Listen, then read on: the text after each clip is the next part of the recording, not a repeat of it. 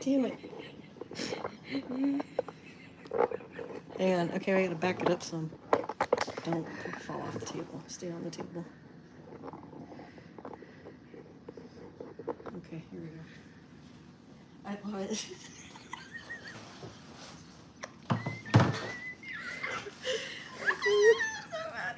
Okay. Should we wait for a few people? We should wait for a few people. Oh my god. Because we gotta see what they're gonna say. I texted Justin to give me my ears. You don't want the hat? You don't like the It's hat? scratchy. Wait for Angela and them to get on here. Oh god. Oh yeah. So it's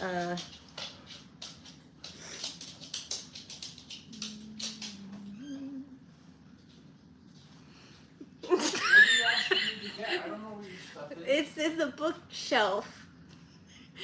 she don't want the tutu hat. It's too itchy. It itches. It's gonna fall off my head too. What's this called? Celebrate Disneyland's 70th.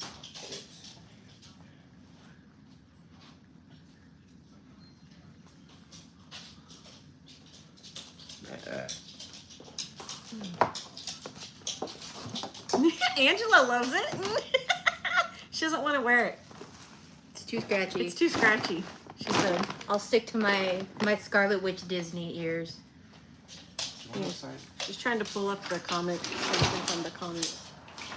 There it is. She found it. Nice.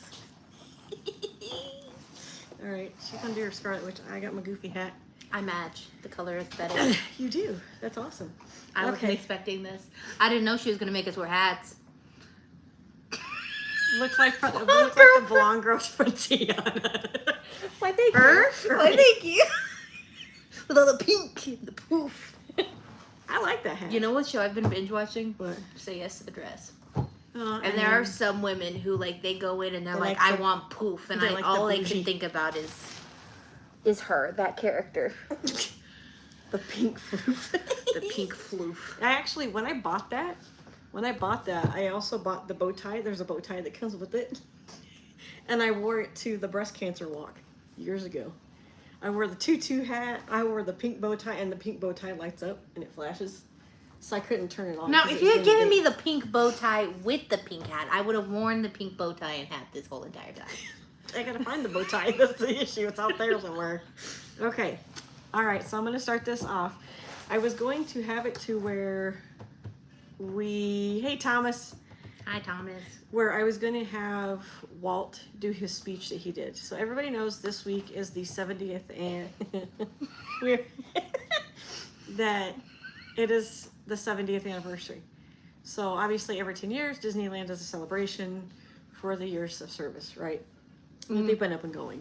July 17th, 1955 is when Disneyland opened up. So I have found one thing I was looking for when I did my research and stuff like that was the very first day of the opening. What happened the first day of the opening? You should have gotten me the laser pointer or we wouldn't have Willow's butt. Yeah, it's okay.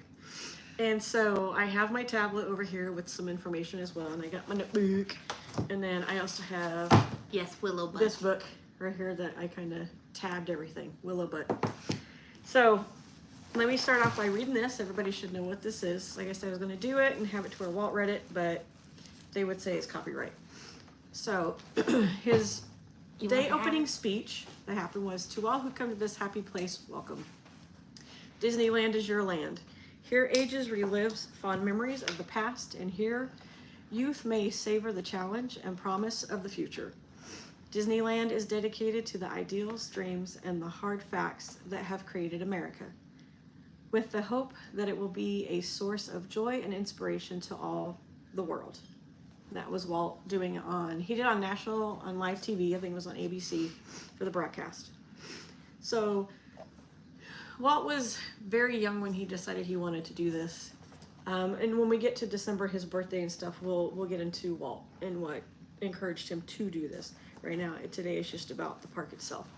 The idea for Disneyland came to Walt as he and his daughters, Diane and Sharon, were visiting the Griffith Park in Los Angeles. While he was watching his girls play on the merry-go-round, is when he thought there should be a place for families of all ages. I'm going to stress all ages. It's not just for children, it's for the children at heart, to go and to have fun. The idea did not take off until 1954. Construction began that same year. Thank you, Willow, for your butt in that shot. It's much appreciated. There were hurdles, with financing being the biggest part. It took about 2 years before Disneyland finally secured financing. Walt was rejected by any bank that he went to. In all honesty, he was rejected by 300 banks. He went to that many banks to get a loan for something like this to happen and to take place, and it was 300 banks. Damn. I did find that out. It got to the point where every bank that told him no, they just started laughing. They would laugh, like literally laugh him out of the bank. What? She has to make an appearance. Oh, and yeah. show it off. She does. We have laser pointers now, so I was saying if you get a laser pointer, yeah. she would jump off and be attracted to She'd a be laser attracted, pointer. but I'm afraid she'd knock over the phone. Yeah, you're right. She would. She would. She has no. And also, his brother Roy Disney was also very skeptical about the idea. Again, it's totally separate thing, but again, I will stress for people to watch Walt Before Mickey. You will learn a little bit more. You're gonna learn more about Walt in that movie than you are like Disneyland itself. Where he was a kid, did all that stuff. So his brother did become very skeptical of him doing this. Like, yeah, right, that's not gonna happen. There's no way you can make this happen. Well, his brother he proved him wrong. Because today, 70 years, it's been up and going. I do got to throw out, yesterday was the 100th anniversary, wedding anniversary of Walt and Lily. Oh, that's cute. Yep, July 13th, 1925. So it was their 100th anniversary. I'm like, aw, that's so sweet. By 1953, he finalized the plans and was able to secure a location. Now, what I've read, I kind of have my notes everywhere, I apologize. Where I read that they were going to be like in Burbank, but then they ended up picking Anaheim instead. Let's see, by 1954, construction was underway. Early 1953, just going back a little bit, Disney and his team selected Anaheim location to build Disneyland on 160 acres of orange grove and walnut trees. But with the walnut trees and the orange groves, if I remember correctly, I believe that they did not chop them down. They uprooted them and moved them somewhere else. Good. And I think some of the orange grove trees might be in the park as well. Like, yeah. They saved some of them. Because I could smell the orange blossoms last time we were there. And then there's something else that I learned. I shared this with her yesterday. There is a family. I found it in here too. I like sat here and literally went through and like just dug up things. A family, what did I say? The Dominguez family? I think so. That'd be a dog. Hold on. Hold on. It feels weird not doing the talking. I'm gonna be honest. It feels weird not having like research in front of me. Yeah, it's. I'm trying to figure where I had it. So pretty much, what the Dominguez family asked is before Disney bought their land to start the process of building Disneyland, there's a palm tree that is over by the Jungle Cruise. Oh yeah. So it's the palm tree, and they said, okay, we'll do this, but you have to keep that palm tree. That palm tree has been sitting there for about 59 years. So it's still sitting there to this day, as far as I know of. So they got their land, they started processing, they started excavating, getting everything ready to go. And obviously, you have your hurdles up and down, rain, weather, all that fun jazz. Not only that, they did not have a highway to get to Disneyland, so then they had to figure all that process out. Mid-1953, Disney started to focus on securing financing, commissioning market studies, along with looking into various funding options. The original trees got bulldozed? I just said the original trees got bulldozed. The roots are in the what? The Pirates? Roots, the vines? Yeah, the roots. I can't read it when it said, are the vines, and the roots are in Pirates. They're the vines. Oh, yeah, that's right. Yeah, so he did. I know he saved some of the trees. And I know that some of them were throughout the park. I do know that much. Yeah, because I wouldn't be able to touch a walnut tree. Yeah. And they planted orange trees to replace them, yes. So I would say shame on Walt for doing that, but again, he got what he wanted. He made his dream come true, I guess. Disney was able to get a loan. He got a loan against his life insurance policy. He also partnered with ABC to broadcast a television show in exchange for their financial backing, which was actually pretty cool because now Disney owns ABC Family, Freeform. Wow, that's like a whole turnaround. That's like a Yeah. woo. Yeah. So it's pretty much now Disney owns all of ABC and ABC Family, what's now called Freeform that used to be ABC Family. So construction began in summer 1954. Now, I have a lot of the financial aspect of this because there was a lot. Not a whole lot of information about Disneyland Park itself, but there's a ton of financial aspects. So, because I was reading that the tickets used to be $8, right? they They used to be. were much cheaper than that. Yeah, I know. I think it was like in 1970 or 1960 something. It was Let's like take a look. $8. And then if you just followed the rate of inflation in 2024, technically the ticket should only be $34. If you followed the proper adequate thing of inflation, that's. And I was like, damn, I wish tickets would be $34. That'd be freaking great. That'd be amazing. So let's see. So the construction began in 1954, and the park was unveiled during a special televised press on the ABC television network on the date, July 17, 1955. There were some hiccups on that day, so let's do the little hiccups. Because I read about this, and then watching the little backstory of Walt Disney and what happened. So this man was immersed in his park. Mm-hmm. He didn't go home. He didn't sit. If you've ever been to Disneyland, okay, when you walk through the gates to do your tickets, there's two openings. You can go left, you can go right. Doesn't matter which way you go. That was so backwards. Left and right. Either side you go into, there's a little firehouse. Up in that firehouse, I showed it to you and my mom, there's an apartment. That's where Walt stayed the entire time of his construction. Not only that, when you look in the window, there is a light. That light never shuts off. They do not ever turn it off. Cast members have said when they've gone up to turn the light off before they just started keeping it on, they would go to leave and turn around and the light's on. They would go back up, turn it back off, come back down. Well, damn, light's back on again. So now they leave it on in remembrance of Walt Disney. So you don't turn it off. During Christmas, they put a little Christmas tree up there. So they change out the lights, right? Okay, so there was a lot that I found out that happened. So opening day, the public is my subsidy.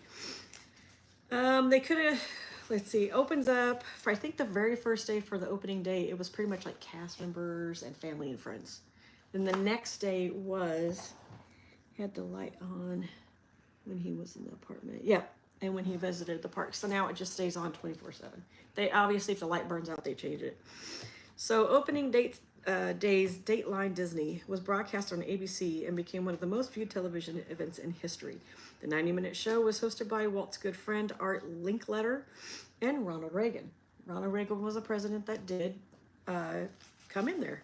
Also along with Bob Cummings.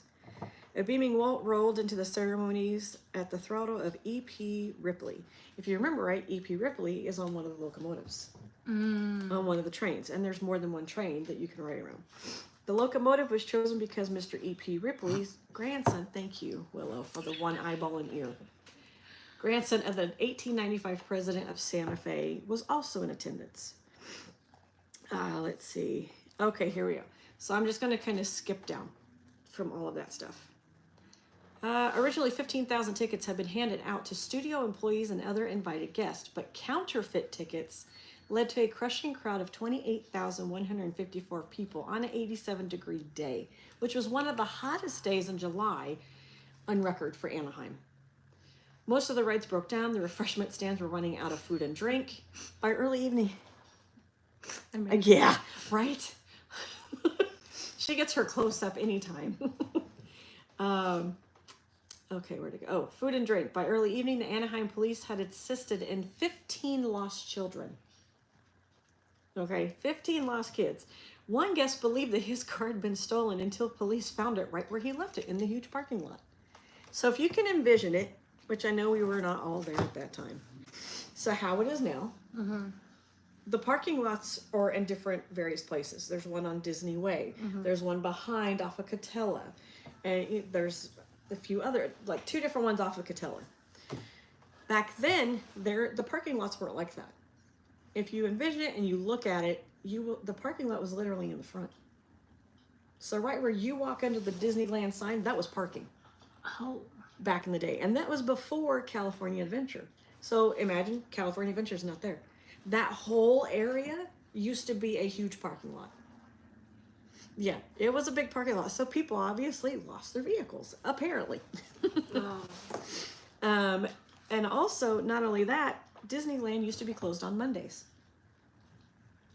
Yeah, it used to be closed on Mondays. I thought that I was looking into That's this. a weird day to be closed. Yep, exactly. None of that stuff was there. None of the hotels. Why Monday? I don't know. So, let's see. Where else was there? Okay. So opinions varied as to the success of the opening day ceremonies. Marvin Davis, who laid out the park, said, "I think we were pleased with the overall park plan. The way the single entrance street worked and the hub. Mind you, just going back up a little bit, they had 7 miles of traffic that was backed up on the Santa Ana freeway. 7 miles for people to be able to go to this park on opening day. Damn. And so, again, hence you have the police and what like that to help out with that. Let's see. The general flow of traffic was as we expected, and it worked. People saw everything we wanted them to see. Animator Frank Thomas attended as a member of the Dixieland band Firehouse 5+2. He recalled, "We were out there sinking down into the fresh asphalt hour by hour." Now let me throw this out there because it's something that I learned as well. The day before, because Walt was in a hurry, he had a deadline. Closed Mondays because it was a low attendance. Okay, see, there you go. So the day before, they had just laid the asphalt. And you know, it's going to take it's going to be taking a couple of days for it to dry, at least, right? Walt pretty much did not care. He wanted it to open on that day. So this is a repercussion that everybody learns. So he learned this. Women's heels. Why in the hell would you wear heels to Disneyland? Just putting it out there. They didn't know. They were sinking into the asphalt wearing their heels, okay? So let's see, what else was there? Oh, he said that they were sitting out there. They had just put the stuff in, I think, that morning. And this is Frank Thomas saying this. I was on a chair by the door to the Main Street Firehouse, sitting around with some of the other guys in the band. I was leaning back in the chair reading a copy of Police Gazette. After I'd been there for a while, I tried to straighten up, and the chair wouldn't straighten up. It had sunken into the street. So it literally sunk. Yes. And then there's also another thing. Yeah, that's true. Housewife dress code. The pearls and the heels. It's not like today where tennis shoes are typically your norm. Yeah. And trust me, you can wear any type of tennis shoe in that park and your feet, well, at least my feet don't hurt. I can wear whatever shoe. So there's a wall, because this is also a mess up in the park. I believe it is past, if I remember right, because you're going down Main Street and you have the shops and the food. I think it's after the Starbucks. You go around the corner where the water fountain is, there's a messed up wall. They never took it out, they just left it there.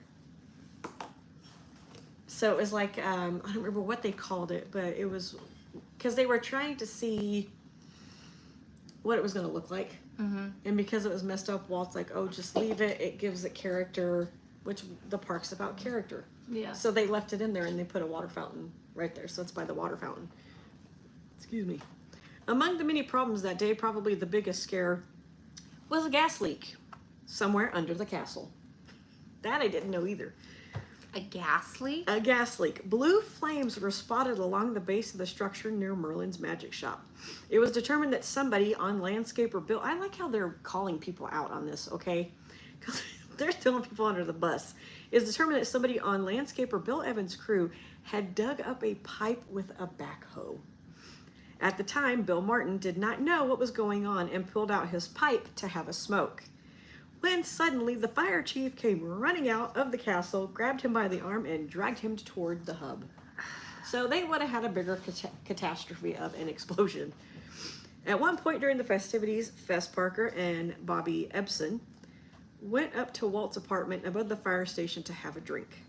Walt was beginning to relax, changed into a sports shirt and one of his signature hats, and stood out front chatting with guests. Parker noted, "There was a way that people look when they have reached a certain goal.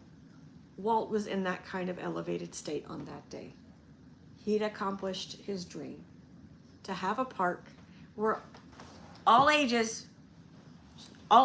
See, she's getting into that. I'm just going to tell you, she's getting into that because we've seen quite a few people say Disney is just for children. It's not. It's for all ages. It's not. It is for And the it's child at weird heart. that if adults go to Disney, I say you have no imagination. Exactly. And I say the soul's been sucked out of you. yes. I'm just going to... Now there is a quote that I'm not gonna say I will nothing, say at but- the end of our podcast, and I'm going to save it till then because it is my favorite saying and I really like it.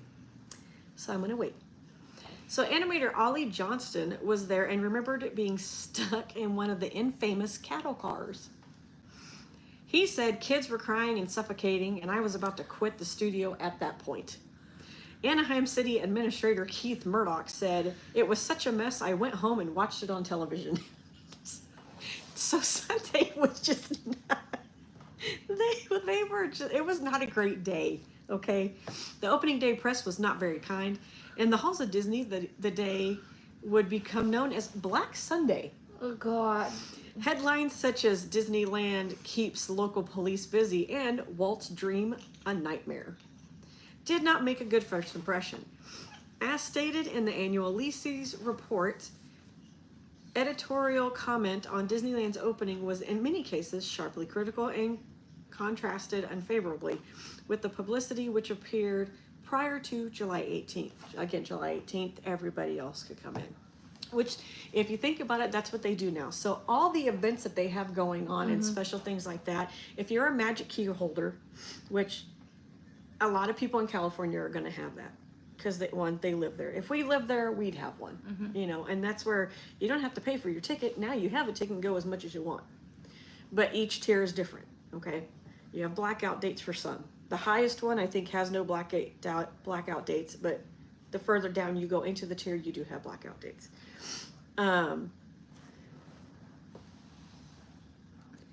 Some of the Disney adults worry me and their sanity, but as long as no one is hurt, I will smile and keep moving, laugh out loud.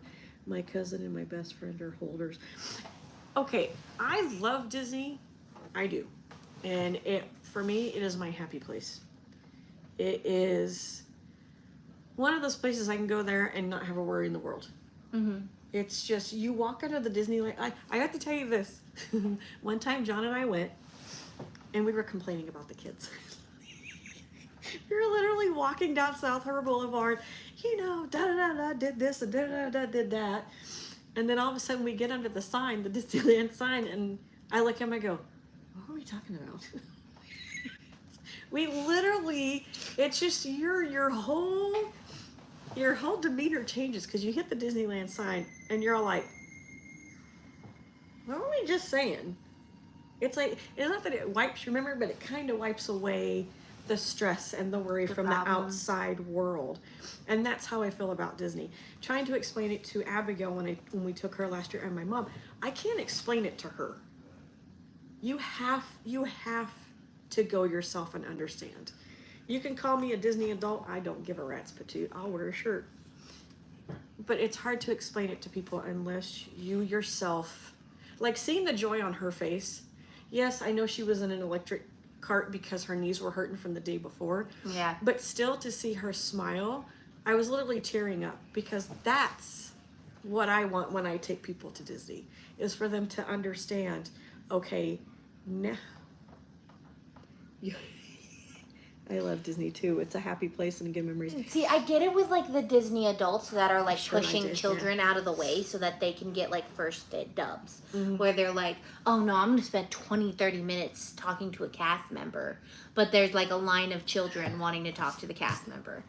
I kind of get the like, okay. That right there to me, that's a little overboard because that part, let the kid go first. Yeah, let the kid You go know, first. when we used to do Star Wars We things, can stand longer. Yeah, when we did Star Wars stuff with the 501st and Mos Eisley up in Phoenix,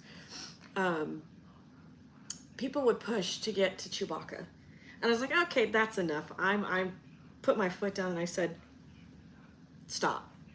I'm like, if you have a small child come up here, you will be first. People are like, well, that's not fair. I don't care what you think. Mm-hmm. You're not going to push children out of the way. That's not fair. That's not cool. Yeah. Then you can get up there. So yes, there are adults that, mine is Belle, and obviously this is my man, Goofy. I love Goofy. He's just a total idiot. I get a kick out of it. But again, trying to go back and explain Disney to people, you can't. Everybody has a different feeling. And like the reason we're talking about like that guy who was like, because it was a gentleman, it was on TV, and he was talking about like Disney adults shouldn't exist. If you go there, you're weird because you're looking at kids. And I was like, excuse me. Oh, throw in the other half. That's the other part. What he said. If you go to Disney as an Don't adult, laugh out loud. if you go to Disney as an adult, you should go to Alligator Alcatraz. Now, I'm going to keep my mouth shut on Alligator Alcatraz because I got some words to say. That might be another podcast. But that tells on yourself, really. Yeah, it kind of puts you You're in going that. there to enjoy yourself. Yep. And some people do get enjoyment. My mom, when she went with us, she was not big on the coasters, and that's perfectly fine. Yeah. She did get on like pirates. She didn't like the fact that she got wet, so me and Abigail sat in the front the next time. Yeah. We got wet. I'm a thrill seeker, so I love the roller coasters. Like, she wouldn't get on Tower of Terror. I won't. I will not. Oh, do not get me started on the Evil Queen, Angela. Do not. Yeah, she loves the Evil Queen. She is the best. And I will continue with everything else too, but I also want Abigail to, because this is about Disneyland, I also want you to explain your experience yourself. Not just by me talking of what I seen from you. The look on their face though, when we went further and past Big Thunder Road, I hear this, there's more. I'm like, sweetheart, we're on over 500 acres. I had never been to Disney. This was the first time I had gone to Disney. I really hadn't gone, and so I was having a really bad pain day when it came to my knees, so I couldn't really walk. So I had to get an electric scooter. And I don't like using electric scooters. You can ask her. Yeah. Even to use a cane, you gotta like force me. I gotta She be was bad. kind of panicking the time that we were in there because she was like, everybody's staring at me. It's like, sweetheart, no. They're in Disneyland. They don't care that you're in a scooter. They're probably concerned of why you're young and you're in one. They don't care. What they care about is the fact, mostly the cast members care about you having the fun. Now, when she went to go get the scooter, one thing we did learn that we did not know. Yeah. It was hers for the whole entire day because we did take a break. Yeah, like you could put it on hold if you needed to like leave the park for whatever reason and then come back and get it. And I think it was, you put it on hold, you rent it out for $80 and the $20 is if you don't return it. Because I guess people will rent the scooters and then just leave them everywhere around the park. And so it's $20 if they don't return it. It's a deposit fee. So at the end of the time period, you get $20 back. But what would you say? Again, I'll get back to this. We just like went off on a tangent. Like the rest of it's pretty much about the prices, and everything like that, and the cost. And we will definitely get into that. And there's some little tidbit stuff too. So your whole overall experience. What was it like for you just being able to do something like that for yourself. Like, was it something you've always wanted to do?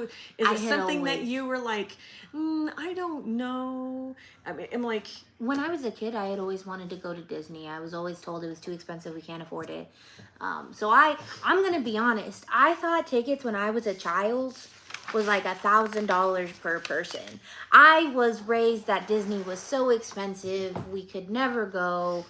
It's only for like those who like save years and years and years to go. And we were never gonna go. Don't feel bad, because it was the same way for me. Yeah. It was the same way, because we always watched The Wonderful World of Disney, and I'm like, oh, I want to go. We lived in Oklahoma. My dad was the only one working, so we couldn't afford to do that. But Yeah. again, I don't know what the prices were Yeah, for the tickets. I didn't know what the prices for the tickets were, but I was seeing like all my friends were going. My kids.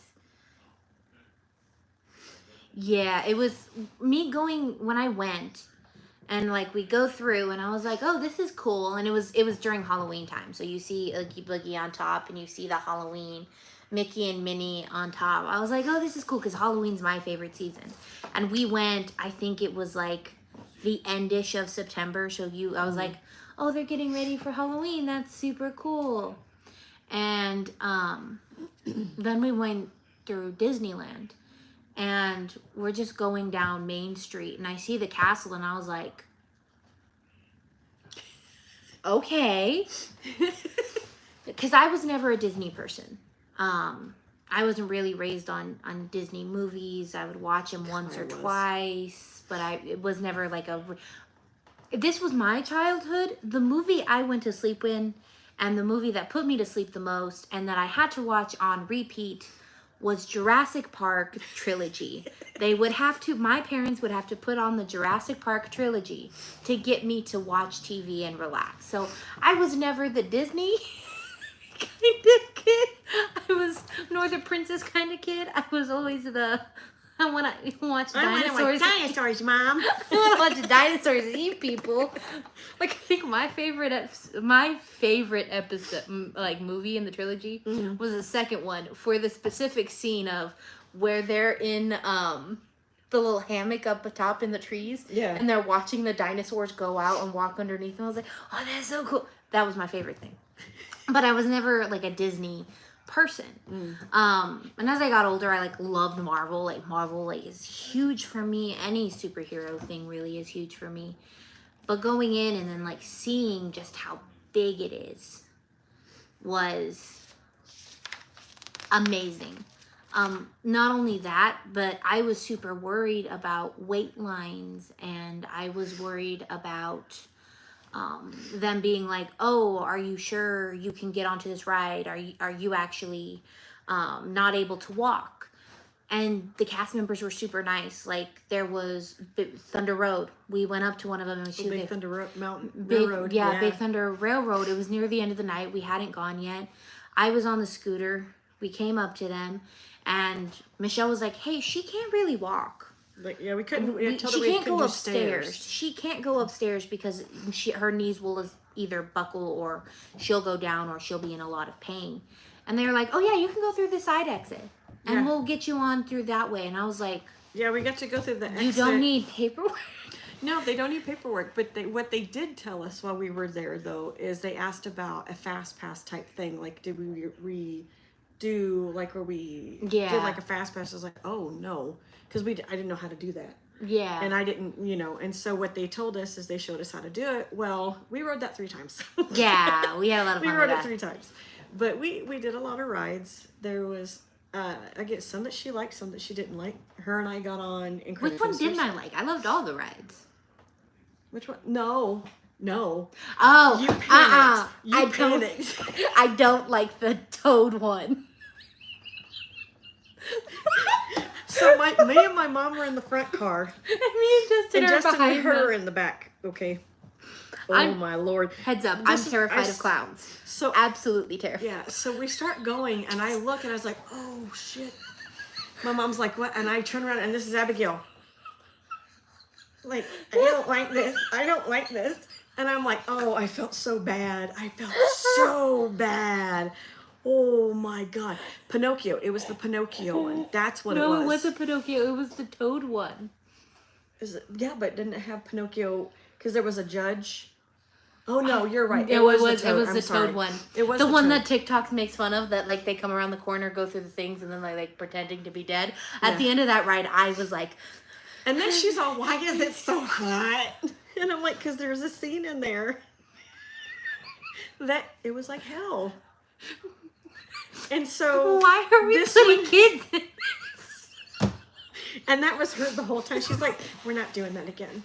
I'm like, "That's all right. We only got to do it once. It's okay. It's okay." I was like, I just saw the clowns and I was like holding on to dear life, and Justin was laughing at me. I'm not the only one. I was looking back because I feel so bad. We need to get her a Dole Whip. After the, we get her something. We need to get her something. We did not give me a Dole Whip. No, wait, because wasn't it closed? I think so. It had closed that day. But no, I found it to be that the only ride I don't like is the Toad one because of the clowns. But every ride I loved. I went on, we did Pirates a lot. We didn't do Pirates a lot. You know which one we did also? I did that I really loved was the Tower of Terror, the Guardians of the Galaxy. By herself, or we I all did sat it down by and myself because Justin, her, and we didn't get to do those because it wasn't open. So they were under remodel. When they go in a couple months in September. When they go in September, I told her, I was like, you gotta do Tiki Room. You have to do Tiki. Is that song at first I thought was going to annoy me, but I really love that song. And so while I'm at work, I play Disney music, and you'll know if I'm listening to the Tiki Room because I will sit there and sing it out loud. So they're going back and they're gonna do that. Except this time Justin gets, I don't listen to Disney music, so Justin gets, what was it? He was like, there was an agreement made that as soon as they reached Anaheim, then Michelle could start playing Disney music. And then I totally forgot. And so then I played the one song. And he lost it. What? He lost it. He was so mad. He was like, we're not in Anaheim yet. Yeah, he did. And I sit there and I'm like, well, we can play it now, right? And he's like, no, not yet. I'm like, fine. And then we get there, he goes, are you going to do it? I'm like, do what? Because I totally forgot about it. And then I was like, all right, I got the perfect song. And I played Tiana's Almost There. Yeah. So I'm all in the back seat doing this shit. And up here.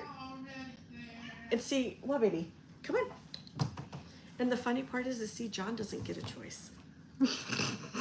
We go to Disneyland. I'm half tempted to start doing the exact same thing. Just Disney music from here until we get there.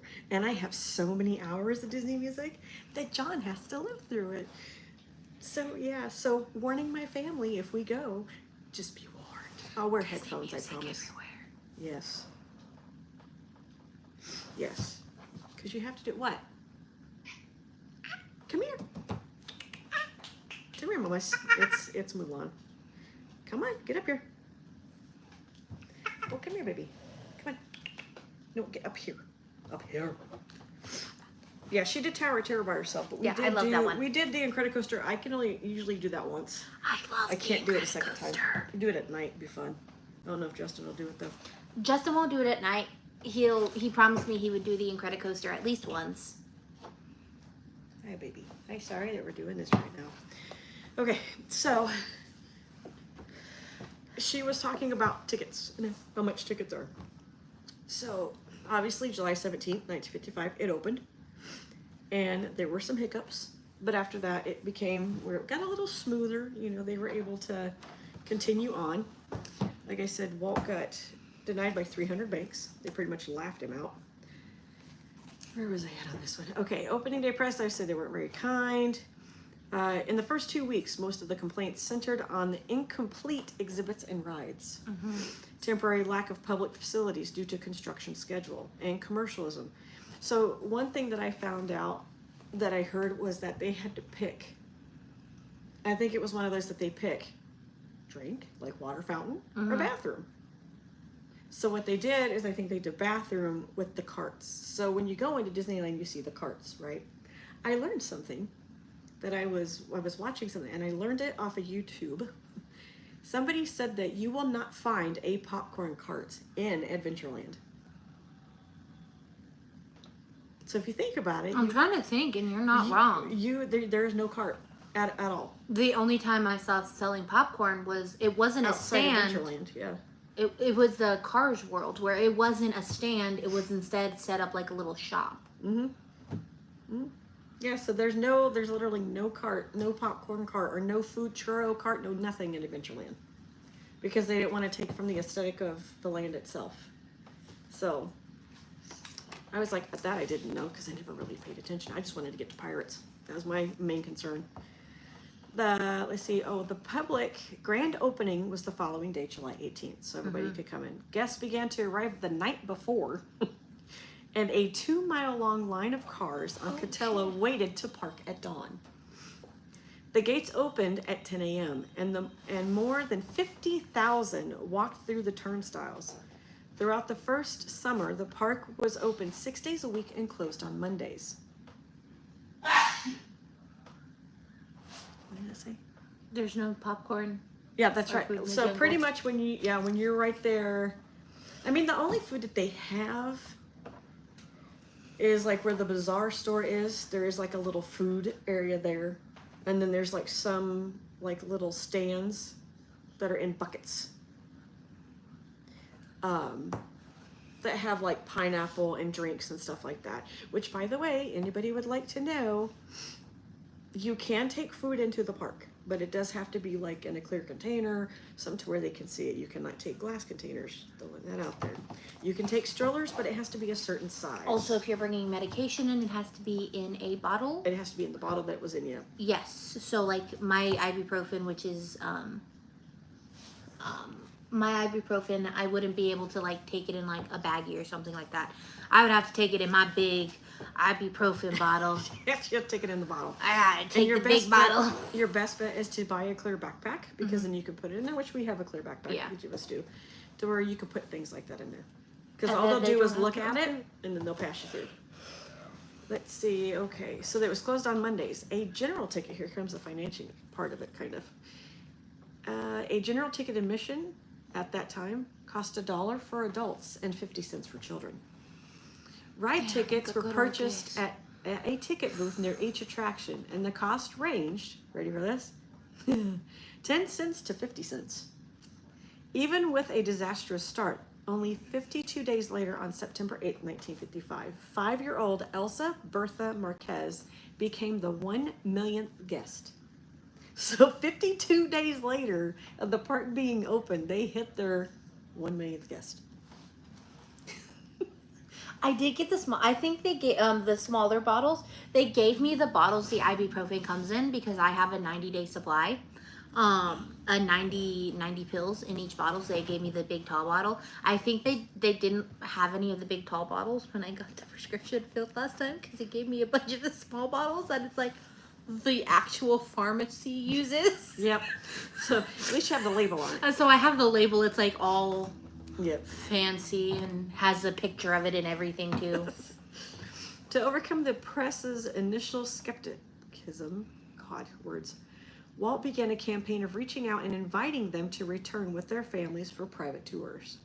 The reporters got a chance to see the park as Walt intended, without all the fuss caused by the television broadcast. The program worked. Disneyland was now a hit. So, talking about cost. So, obviously he was rejected by 300 banks. ABC, Paramount, later just ABC, provided a good portion of the initial funding, which included equity, bonds, and loan guarantees. There was an agreement as long as Disney produced TV shows for the network, which included Disneyland and the Mickey Mouse Club. So if anybody ever watched it, The Wonderful World of Disney, that was one thing that they came out with. Again, that's what we watched as kids. So every Saturday, popcorn in front of the TV, The Jungle Book would be on. You know, they would do different movies. Now you watch Freeform and the whole thing is like all Disney movies. And they do it every year during the summer. Mm-hmm.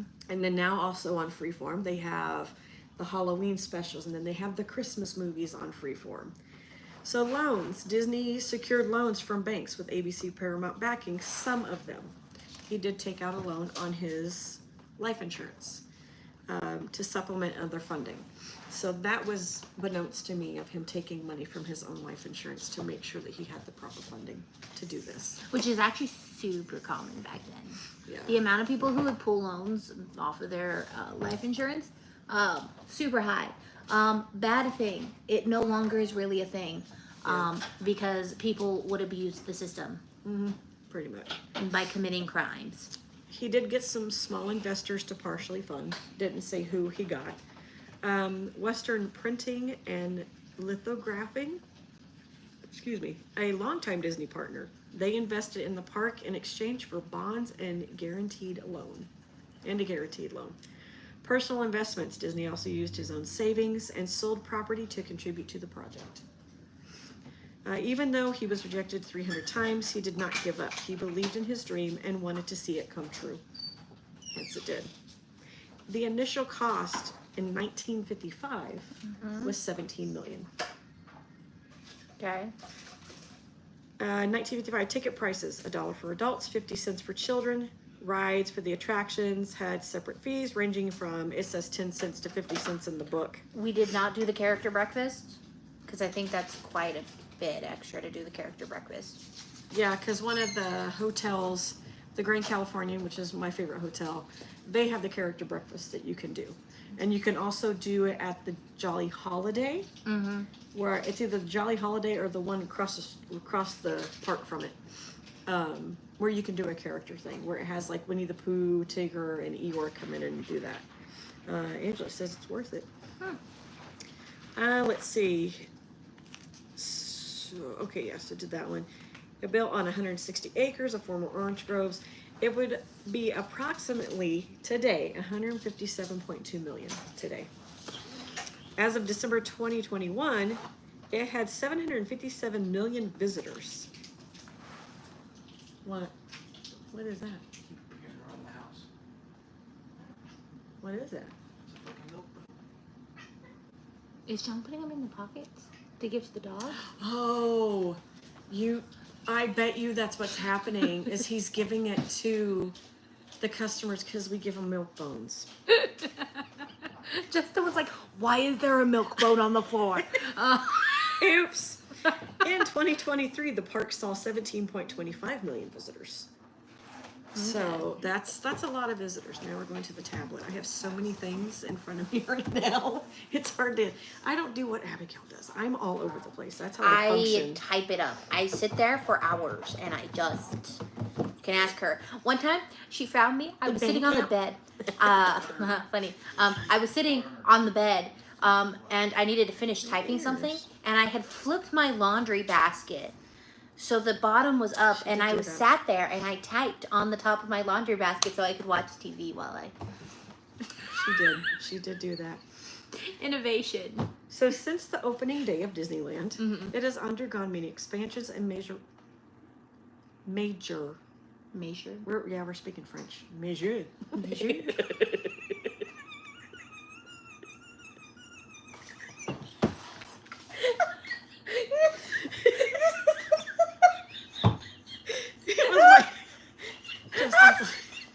Justin's face. Priceless. I can't see it. I have my glasses off. So they have undergone many expansions and major renovations, including the addition of New Orleans Square in 1966. Bear Country in 1972, known as Bayou Country now, because they had taken Bear Country and turned it into Bayou Country for Tiana's Bayou Adventure, which none of us have done. I want to do it so badly. Apparently, you need to bring an extra pair of shoes that are waterproof so that your socks don't get sopping wet and your shoes get sopping wet. Take shoes if you're going to get on Bayou, the Tiana. Yeah, bring your Crocs. Bring your Crocs and a plastic bag so you can put your Crocs in it. You too will appreciate my tutoring. Yes, I know, Frito. That sounds good. You know what I want to make? I want to make a giant mashed potato pile, and then put dino nuggets all over it, and then just put gravy. You gotta put broccoli. But I was gonna say you gotta have broccoli for trees. Yeah. And the gravy could be the lava. The lava. I'm melting. Okay. Mickey's Toontown was built in 1993. Star Wars Galaxy's That was built in 1993? That's what it says. Mickey's Toontown in 1993. And Star Wars Galaxy's Edge 2019. Let me tell you, I am not a giant Star Wars fan. I love Galaxy's I Edge. wouldn't say I'm a casual fan. I would say I'm a little bit more than a casual fan. That was super fun. Getting a Ronto wrap. I'm gonna be Homer. Also, I'm just gonna. Have you ever heard of So yummy. talking about casual fan? Have you heard the drama that happened with My Chemical Romance? No. So apparently, My Chemical Romance is doing a reunion tour, right? Mhm. And you know how My Chemical Romance is like very like ever since their creation, it's been super political. Like the Black Parade, they wear military uniforms and all that other stuff, right? Yeah. Well, this casual fan bought a ticket to go to the My Chemical Romance concert, and they did something. And this is how I know people know she's a casual fan. Is she was wearing cowboy boots to a My Chemical Romance concert, which is like a no. You don't do that. But like they started being very political in how they were. Yeah, exactly. They're punk, duh. And they started doing political talks inside their concert, like they always do, because they make it a show. Also, Gerard Way is an art student. You expect him to do art student things. And he did an art student thing, and this person's like, oh my god, like, why would they do that? And that's so, like, I'm a casual fan. I was like, first of all, No such thing as a casual fan, sweet cheeks. you could have given your ticket to a non-casual fan who would have been very happy to stay and not leave halfway during the concert. Yeah, you could have. Duh. Exactly, duh. As she's saying, duh. So, already talked about. Additionally, Disney California Adventure Park opened in 2001. On the Was site, it after September 1st? it was. I don't remember. Shit. September 11th, I mean. Because I feel like that would be a real No. downbringer. I think it was. That was during the summer. Well, we'll find out. Okay, I was just going to say, because that would be a real downbringer to open up a theme park after 9/11. To close the history tab here. Okay. Oh, that's the park layout. That's for. But where they did build DCA or Disney California Adventure is where the parking lot was for Disneyland. So they took that part over. There are 9 themed lands. Michelle, we are What? frozen. What happened? Michelle, we're frozen. Why did we freeze? What the happened? I don't know if you can see us move or you can hear us talk. What the happened? But our video is frozen on my thing. February 8th is when it okay. opened. We are stuck. We are literally stuck. It has me like this. And it has me doing a weird ham. I think it's upset that I'm drinking sugar-free soda. Oh my god, maybe. It's So- only a monster during sugar-free. Oh, you know, I'm a monster then. Wow. Disneyland Park consists of 9 themed lands and a number of concealed backstage areas and occupies over 100 acres. Okay. The park opened with Main Street USA, Adventureland, Frontierland, Fantasyland, and Tomorrowland. To give a little back history of the Powerline song. I love that song. So to give a little back history of Main Street USA, it actually is based around Marceline, Missouri, where Walt lived. So he built Main Street USA is part of his childhood of him living in Missouri and Marceline, which is hilarious because we were in Branson, Missouri. And I told John, I'm like, next time we go, I want to go to Marceline. I would love to go check it out because there's a house that he lived there and it's literally a museum. So I would love to go see that house. Also, I have a question. What is your take on Walt Disney being autistic? That explains a lot. That explains a lot. Because I gotta tell you, when you he's scared of mice. Okay, he does not like mice. He loves trains. He actually asked his wife Lillian, if he could build a train in their backyard, and she said no. He wanted a life-size train in the backyard. So he did get to do a train in the backyard, but it was like a little bitty one, like for kids. But he rode that. And he apparently he would make people ride it to get into his house. They would have to ride the train to get into his house. Yep. So I'm going to show you the picture of the park layout. Well, that just looks horrible. blow it up here. What the fuck is that? Oh well. Okay. So literally this is the layout of the park. It's Disney layout, Main Street USA, Adventureland, which is in orange, New Orleans Square, which is yellow, Frontierland, which is green, Star Wars Ed, which is red, and the Fantasyland is magenta, and Tomorrowland is blue.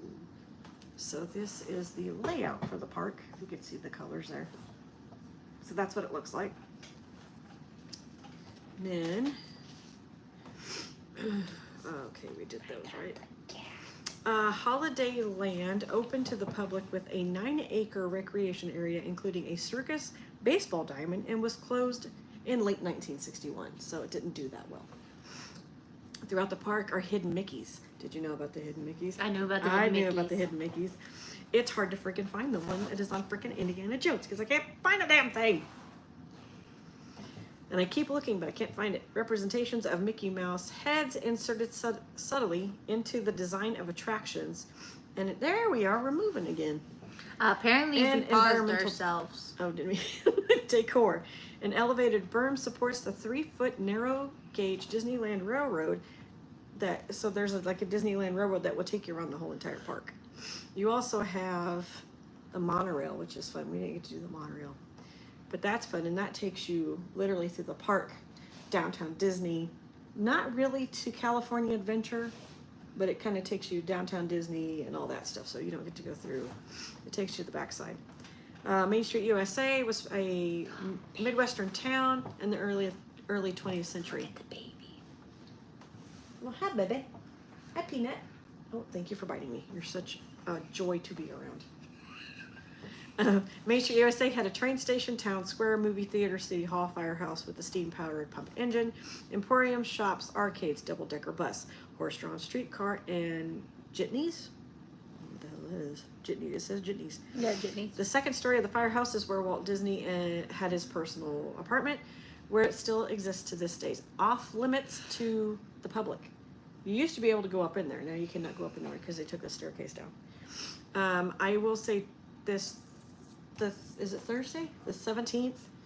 They are doing a show now that is going to be intertwined with the thing with, what's his name? Abraham Lincoln. The Great Moments with Abraham Lincoln. They're also having a show of Walt Disney. And so I seen a little bit of it. Sorry, Disney, but it doesn't look like Walt. I'm sorry. Because it's an animatronic, so I get that. But it just the face, maybe they're trying to do the older version of Walt. But for me, it didn't look like Walt. But I haven't seen it in person because they're not having it. You can't get into it, and it's only done by queue. So you have to be on your phone by 7 a.m. to be able to get in that way. So I'm not going to say totally negative of anything about it. It just, when I seen it in the video, it didn't look like him. I'll see it in person and then give my thoughts on it then. So it didn't look like him to me. It is also the home to the Disney Gallery, Opera House, showcases great moments with Mr. Lincoln, the humor. Lincoln. Lincoln. Say that by times fast. Lincoln. I was being sarcastic. Dork. Then you also have Sleeping Beauty's castle. And the partner statue. If anybody's ever seen the partner statue, it's where Walt is pointing. Oh yeah, with Mickey, holding the hand of Mickey, which I love that statue. Let's see what else is there? The design of Main Street USA uses the technique of forced perspective to create an illusion of height. So buildings along Main Street are built at 3/4 scale of the first level, then 5/8 on the second story, and then a half a scale on the third, reducing the scale by 1/8 each level up. So when you look at the castle, same thing. When you look at it, it looks big. It literally, that's how they did the illusion. If you go onto Disney Plus and you look up behind the attractions and watch that, they tell you how they do it. So it's actually really cool that each castle and all the Disneylands that they have in the parks, the scale, they just made it look like it's huge. What? Hey, you can't, it's your fault. You can't get down. Not my fault. Frontierland recreates setting of pioneer days along the American frontier. You have, so I'm just going to go through here. Frontierland, you have Big Thunder Railroad, you have Mark Twain Riverboat, which that's closing over in Florida. Sailing Yeah, ship apparently Columbia. everyone's going to Tom Sawyer's Island. Yeah, well, the other day was the last day to do Rivers of America over in Florida because they are closing that part down. They've already shut it down and they're going to drain it. And that's going to become Piston Peak for cars. Okay. Pirate's Lair on Tom Sawyer Island. The nighttime Phantasmic Show, which if you've never seen the Phantasmic Show, great, see it. It has Maleficent as a dragon, which is awesome. They also have the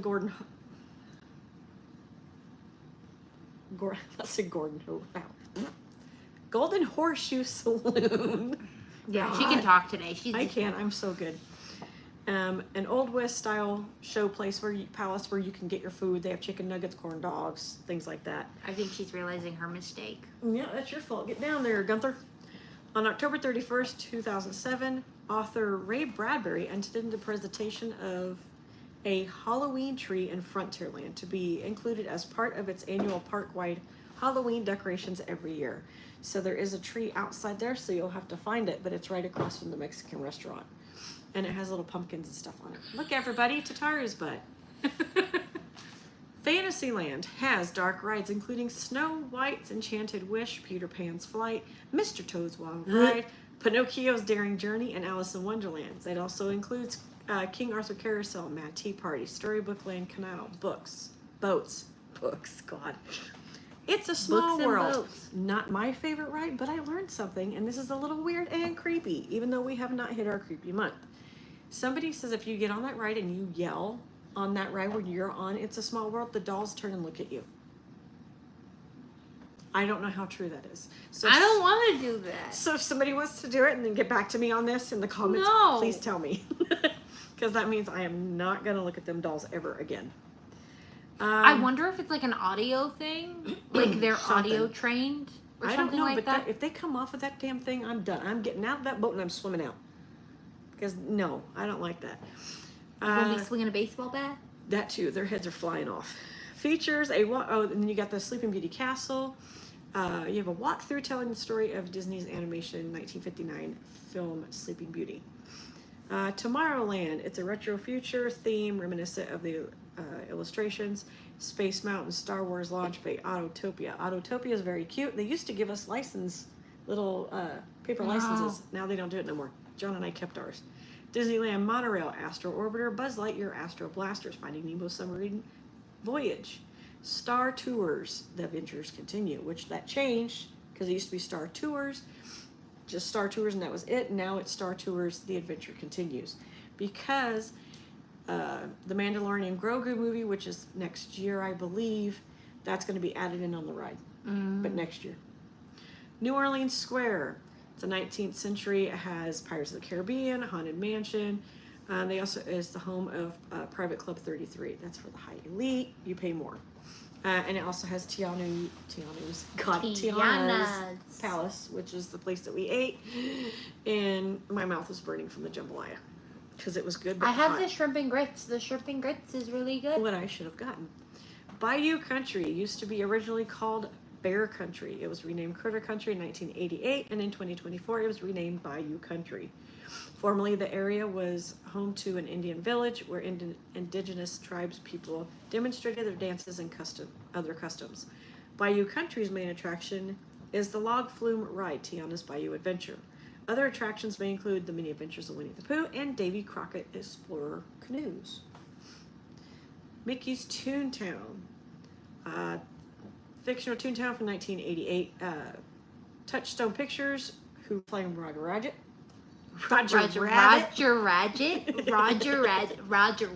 Yeah, Roger Rabbit, dang.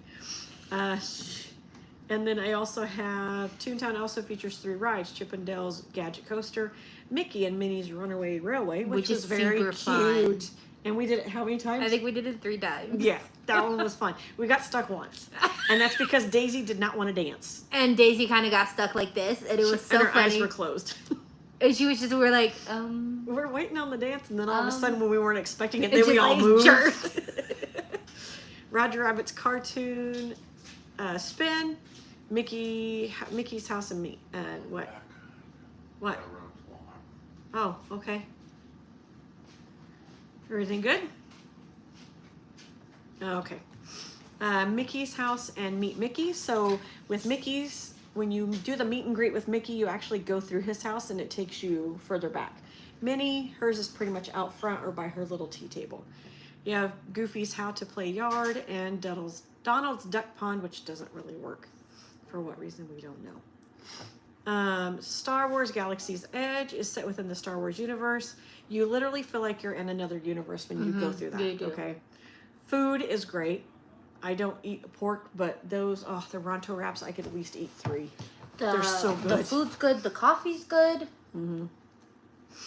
They have, so you feel like you're on the Remote Frontier Plan 2 of Batuu. Attractions include Millennium Falcon and Smuggler's Run. If you're going to do that ride, I'm just throwing this out there. Get on there with fun people that are going to have fun. Because John and I did it, and we were trying to root on the people that we were riding with. Nothing. They did not have fun.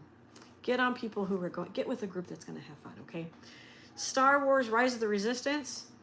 Hands down. Love it. Love the ride. I do. Yes. That was fun. Scared the crap out of my mom.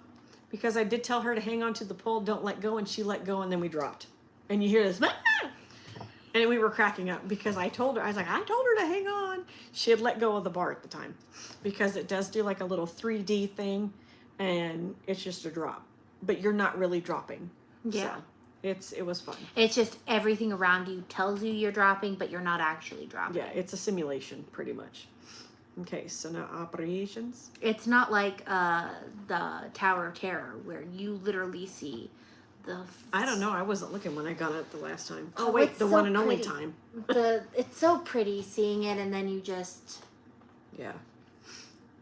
Also, my favorite thing is the glam bot with the haunted, the Tower of Terror. My favorite thing that's happening right now is people will take like the last couple of minutes where they're like up in the sky and it's open and where they're taking a picture, and people are like tossing their hair back or like some will act like they're modeling, posing, or some will act like they're dead. and then it'll like take the photo. And that's the ride that has the article of the Trunk Murderess, which we already said this, but the Trunk Murderess article is in that ride. Yeah. You have to, I don't know if they'll let you walk through there or if you can walk through there. I haven't been on that ride but the one time. But yeah, the Trunk Murderess newspaper article is on that ride, which is really weird. So this one is operations backstage, major building backstage. Nobody can really go back there except for the people that work, the cast members. Photography is forbidden in these areas, both inside and out, although some photos have found their way to a variety of websites. Guests who attempt to explore backstage are warned and often escorted from the property, and sometimes banned for doing stupid things. So don't do stupid things and you won't get banned. Transportation. So I believe, I don't remember how many trains, it'd probably tell me. I had a long time interest in transportation, the trains in particular. Disney's passion for the Iron Horse led him to building a miniature live stream backyard railroad, the Carrollwood Pacific Railroad, on the grounds of his Holmby Hills estate. Throughout the iterations of Disneyland during the 17 or so years when Disney was convincing it, one element remained constant: a train encircling the park. He had to have a train. The primary designer for the park transportation vehicles was Bob Gurr. A lot of you may have seen Bob Gurr on Instagram. He still goes back to the park. He's been retired for many years. And he will tell, even if you follow him on Instagram, he will tell you little tidbits. The Doom Buggy on Haunted Mansion, he created that. He made that. So he's very proud of it. And now I guess they had him unveil a new little display of the Hitchhiking Ghost inside the Doom Buggy. So Bob Gurr was the person that designed that. I think he also did the one for Autotopia, the cars. So a lot of the ride seats is the gentleman who did that one. Let's see. Encircling Disneyland and providing a grand circle tour is the Disneyland Railroad, a 3-foot narrow gauge short line railroad consisting of 5 oil-fired and steam-powered locomotives, in addition to 3 passenger trains and 1 passenger carrying freight train, originally known as the Disneyland and Santa Fe Railroad. let's see. From 1955 to 74, the Santa Fe Rail Pass was accepted in lieu of the Disneyland D coupon. I know he has one that has said that, who was that guy that I said earlier? Ripley. I know his name was on one of them. I don't know if Lily has one. I do know that just recently they do have a window that has Lillian's name on it. Aww. For their wedding anniversary, so that was just added, and that is something that Disney did too. He started doing it to where cast members that have been there for years, they get a window now, and so now they'll do a window with their name on it. If you walk down Main Street USA, to your left there's a blue building, the facade of a blue building that was a construction company his dad did. His dad's name is on that. So anybody that has worked for the company that has passed away or whatnot, no longer works there, they get their name put on a window. When you get on Haunted Mansion for Nightmare Before Christmas, that snake that has that Christmas list, those are all cast members. Aww. Every single one of those people on there are cast members. So they started doing that with the cast members as well to honor them for the years. If you go... You're a cast member and you work in the park, and let's say you're on the bobsled. I think you and me were the only ones that did the bobsled. No, Justin did it too. One of my all-time favorite rides too. The very top of that is a basketball court. Matterhorn, yes. Yes, the Matterhorn has a basketball court. It used to have an opening for the skyline, but then they closed that off. So there was a skyline. Now there's no longer a skyline. Indiana Jones, they've kind of traded that up, but that's another ride that I like. It was fun. My mom didn't like it because it was all bing, bing, bing. It's like, Mom, it's Indiana Jones. It's bumpy. It's bumpy. And then the truck that's in, when you're standing in line, that big old truck that's there, that's actually from the movie. I learned that. I was like, oh dang, that's okay, cool. They had, obviously they have the Grand Californian, now the Pixar Pier, the Disneyland Hotel, those are all on site. The cars that they do have the double-decker bus. They have the tramway, which featuring horse-drawn streetcars. They have a fire engine and an automobile. Those are fun to ride. If you ride it, get Steve, because Steve is pretty cool. They have the Dapper Dans. Dapper Dans are fun to listen to. From the 1950s to 68, Los Angeles Airways provided regularly scheduled helicopter passenger service between Disneyland and Los Angeles International Airport and other cities in the area. Damn. Yeah, so for, 18 years they were doing that? Service later moved in 1960 to a new heliport north of the Disneyland Hotel.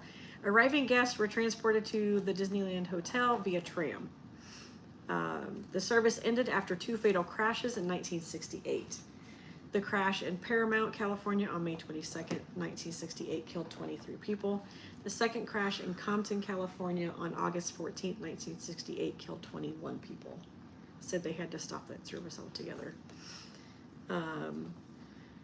Let's see, on October 27th, 2014, the United States Federal Aviation Administration declared a permit zone of prohibited airspace around both Disneyland and some of surrounding areas of Sleeping Beauty Castle. No aircraft, including recreational or commercial drones, are permitted to fly within this zone. This level is shared also with Walt Disney World. Other pieces of critical infrastructure, military bases, Pantex, and typically temporarily established during large sporting events.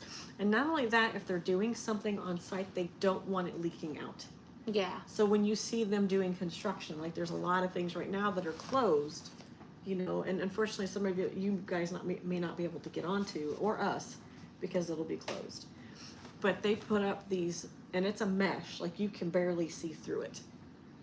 So they don't want you seeing what's going on. Or they'll even just put up like a wall. Like I think with Tiana's Bayou Adventure, it was like supposed to look like a wall that you might find in like New Orleans. Yep. So you were not able to look anything past it. The live entertainment.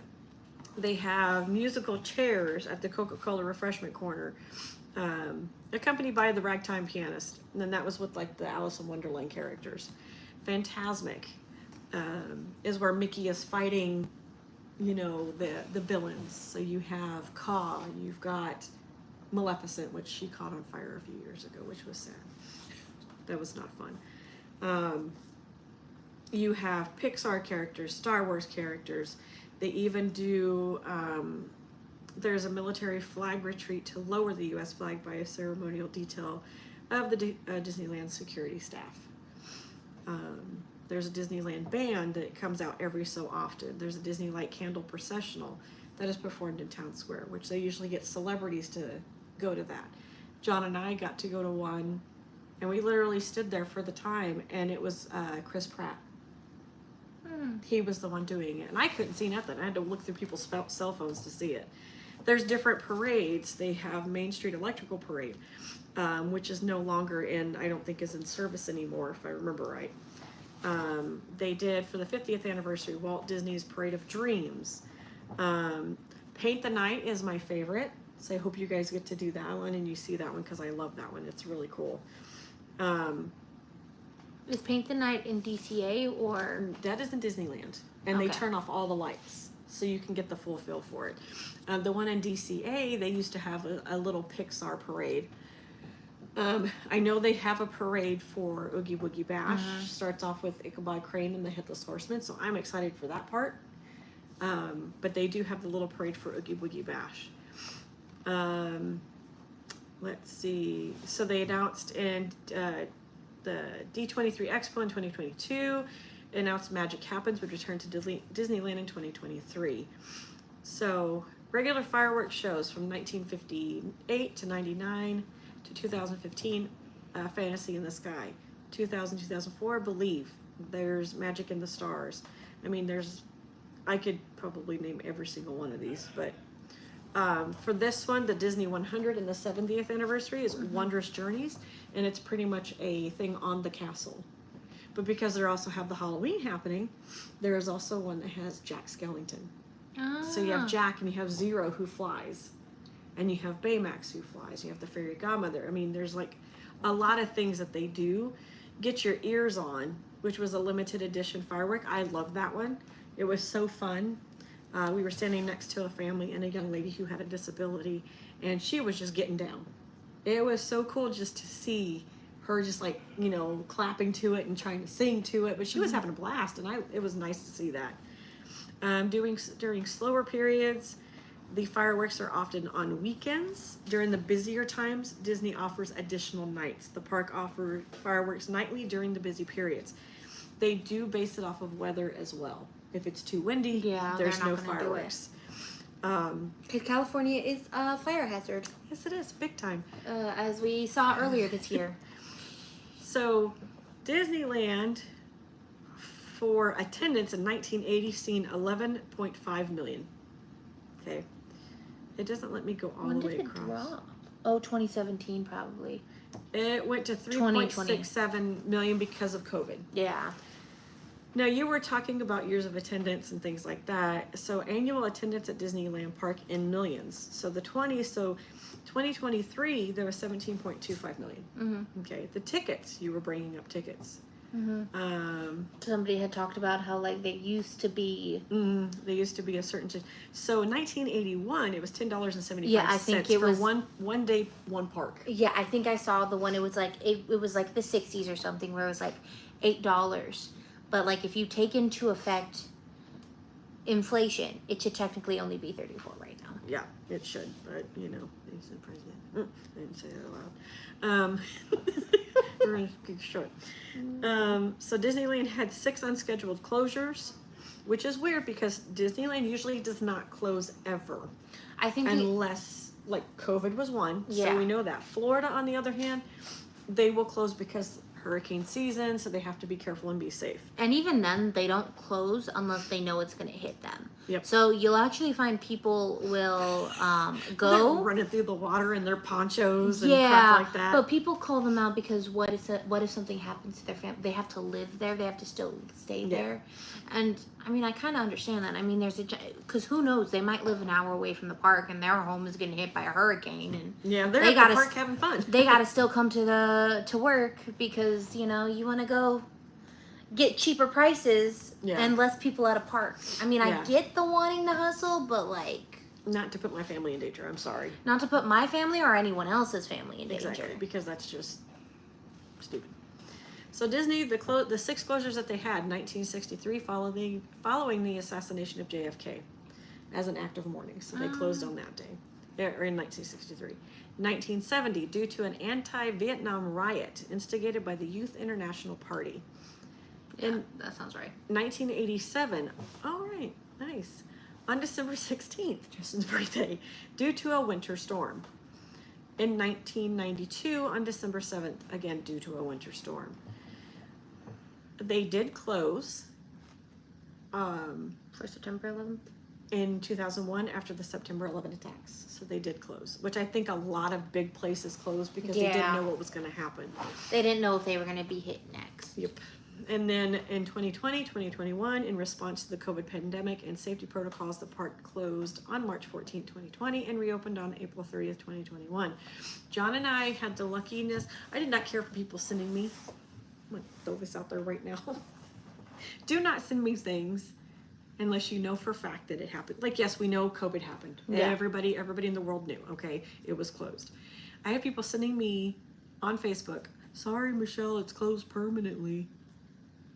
Oh, the AI stories? Oh yeah, no, this is before the AI stories. Just people were sending me this crap saying that it was closed permanently, and I would come back and be like, read before you send. It's because of the pandemic. It does not mean that it's closed forever. Permanently. It just means we have to follow protocol, make sure people are safe. John and I actually got the luxury at that time when it did open back up, a soft opening, right, to go for Touch of Disney.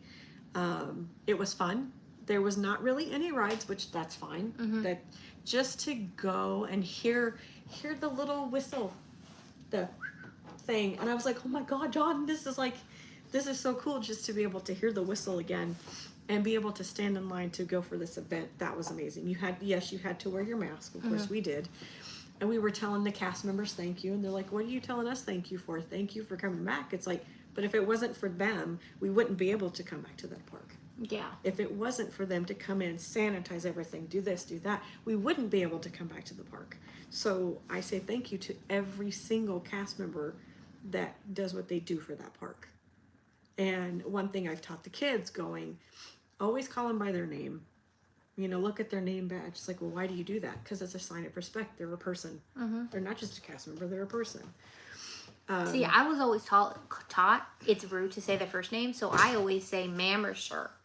I don't say you. I don't say, or I go the gender neutral way and I go y'all, cause you never know. So I just go, excuse me, y'all. Can you tell me it's gender neutral? Yeah, you never know. It's safe. But can I tell you a little tidbit thing too? Walt never called anybody by their last name. Oh. Every cast member was called by their first name. So you never went up to Walt and said Mr. Disney. It was always Mr. Walt or just Walt. Yeah, see, I was always taught, hey, sir, can I get some assistance, ma'am? Any cast member that you come to, it has their name and what city, their town they're from. We met one lady who did mine and John's little Christmas photos when we went one time, and she was from Oklahoma. And I seen it, and I said Boomer, and she said Sooner. I was like, yes, that's freaking awesome. And she works at Disney as a photographer. She's one of the photographers that do it. It was pretty cool to, meet somebody from Oklahoma working there. But that's one thing that he wanted, is where you don't call them by their last name, you call them by their first name because they are a person. Additional numerous planned closures. In the early years, the park often scheduled to be closed on Mondays and Tuesdays during off season, and this was in conjunction with nearby Knott's Berry's Farm, which closed on Wednesdays and Thursdays to keep costs down for both parks. On May 4th, 2005 for the 50th anniversary celebration media event. Everybody pretty much knows that every year they record like the Christmas stuff, or the Halloween things. They always do like special things. So you'll see like a big old stage near the hub in front of the castle. So they do a lot of that stuff. Every year in October, Disney has a Halloween promotion. During the promotion, or as Disneyland calls it, a party, areas in the park are decorated in Halloween theme. Space Mountain and Haunted Mansion are temporarily rethemed as part of the promotion. Halloween party is offered on select nights in late September and October for a separate fee, with special fireworks show, and the is only shown at the party. So now that has changed to Oogie Boogie Bash. So now it's Oogie Boogie Bash and for it California. Starts in August. Yes, it does. And the tickets range between what, 140 to 200? 139 to 199. The closer you get to the actual Halloween date, the more expensive it gets. Which I think all the dates in October are now done. Are they? I think so. So there was still some dates. I haven't checked recently, but the last time I checked, I think almost all of October, if it was not already completed and cleared out, which makes sense. But you're going to pay more for that. And pretty much what that is you go trick-or-treating. There's a trick-or-treat trail. And so everybody knows I'm going to go dressed up as Edna Mode. And John's going to be my handler. So we might go live. Just saying. We might go live for a little bit. So you can see me dressed up as Edna Mode. Because it's happening. Okay? Okay, so the 17th and the 31st of October sold out. Oh, you mean for August? For August. Oh, well. So they still have how many dates? For September, the 2nd, the 9th, the 16th, the 18th, the 28th, and the 30th are all sold out. So the date John and I got was still there. And then for the 17th, the October's, there's the 14th, the 20th, and it's on Tuesdays. I've noticed the Tuesdays are less likely to sell out. Yeah, because they say it's less crowded. Yeah. Which will be great. I'm excited for Villains Grove, but like I said, John and I might go live just to give like a thing. See, I would love to dress up with Justin, but Justin's not a big dress-upper. He won't do it. Even if I cry. They even have it to where they also have Mickey's Not So Scary Party, which is in Florida. And then they also have Believe in the Holiday Magic Fireworks Show from early November until beginning of January. The park is decorated for the holidays. Seasonal entertainment includes No, you stupid crap. Damn it. Where'd it go? There it is. Includes the Believe in the Holiday Magic Fireworks Show and a Christmas fantasy parade. While the Haunted Mansion and It's a Small World are temporarily redecorated in holiday theme, the Sleeping Beauty Castle is now snow-capped and decorated with colorful lights during the holidays. So there are at least 55,000 lights that are on It's a Small World. That's a lot of lights.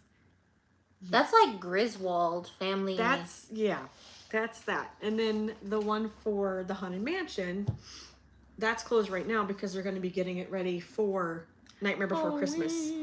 So, but it goes all the way until January. So that's the lucky because thing with Nightmare that. Before Christmas is also a Christmas movie. It's not just a Halloween movie. And anyone who says it's just a Halloween movie and not a Christmas movie can fight me on that. It's just like saying that Die Hard. It's not a Christmas movie. It's done during Christmas. It's a Christmas movie. Technically, don't you say it's not. I'm trying to find an argument to say it's not a Christmas movie. You can't, because there are Christmas trees, there are Christmas lights, and there are Christmas. Is that what makes a Christmas movie? Yes. And not talking about Christmas spirit or gaining anything like that? It's a Christmas movie. Okay? And it'd be nice if Brianna was on here because she would argue the fact too. She's like, it is! So the theme park grossed in 1968 $65 million. Jeez Louise. So yeah. Look at that. I kept it under how many? How long? 88 minutes. Not bad. So yeah, pretty much. And that's with all my interruptions. That was. Because I was kind of talking fast too to get through most of this. Because it's a lot of information if you think about it, but not a lot of information. If that makes sense. Kind of. There's a lot and a lot. There's not a lot. There's a lot.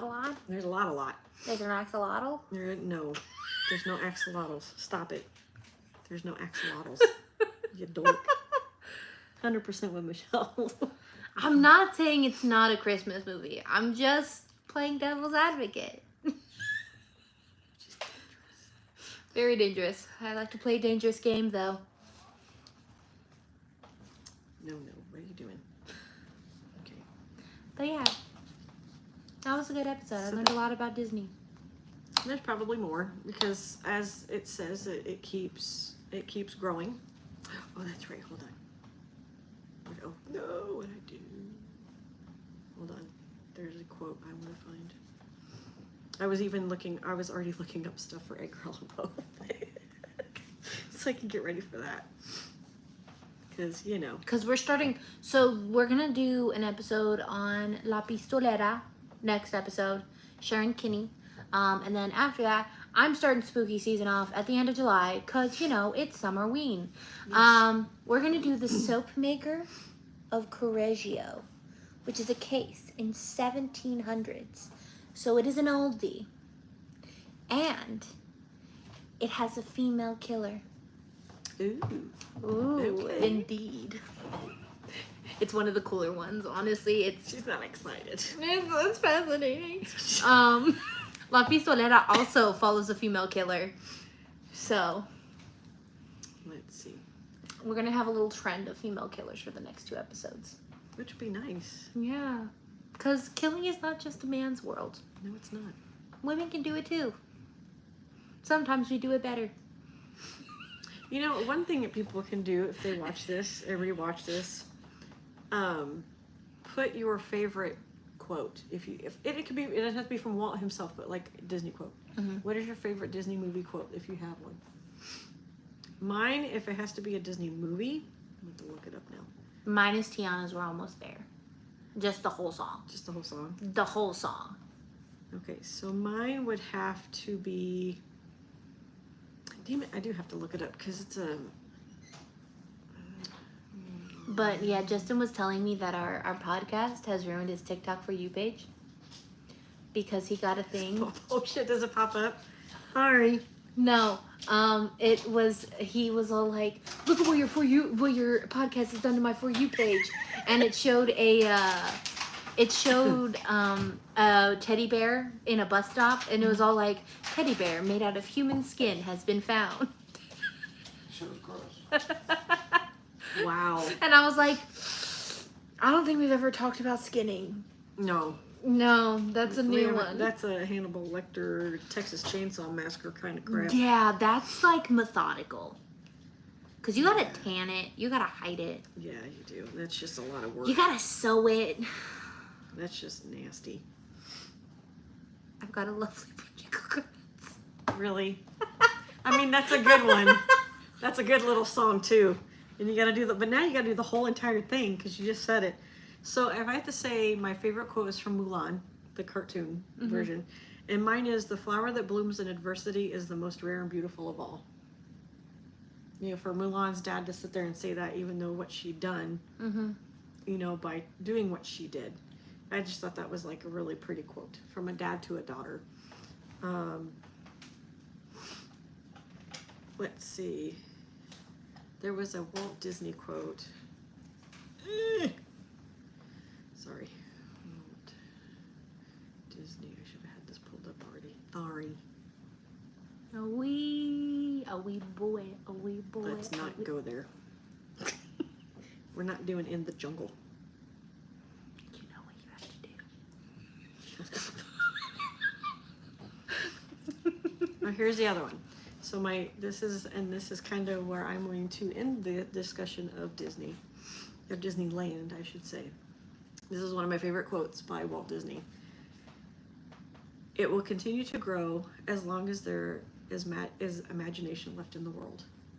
So pretty much Disneyland is not complete as long as there's imagination left in the world. And if you think about it, Walt Disney World is going to, which we will talk about Walt Disney World in October, but they're going through some changes as well.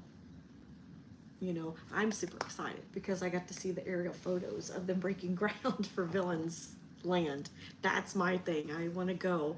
the same between 2029, 2030. They should have it done. I've already told John, it's like, we're not going until 2031 because I want all the kinks and shit done. To sort out. I want to have it sorted out and then for it not to be so packed. So, yeah, anybody wants to, they can add their quote down below. It could be, again, from a movie. It could be something that Walt has said.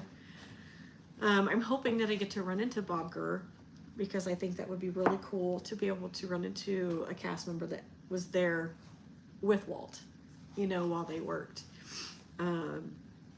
He said he's on Instagram if you guys want to go over there and follow him. Bob Gurr, last name Gurr.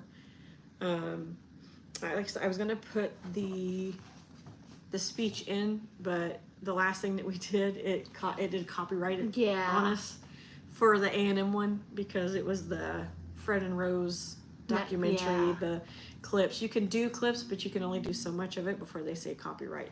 So And then there is one that we are going to be doing that it's also going to have recordings, but I don't believe those are copyrighted because anyone can pull them up on the internet. Mm-hmm. I mean, we'll see when we put it on, and if they say anything again, I mean, it is what it is. It doesn't hurt our channel at all, just by the way. So if you're curious, it does not hurt our channel.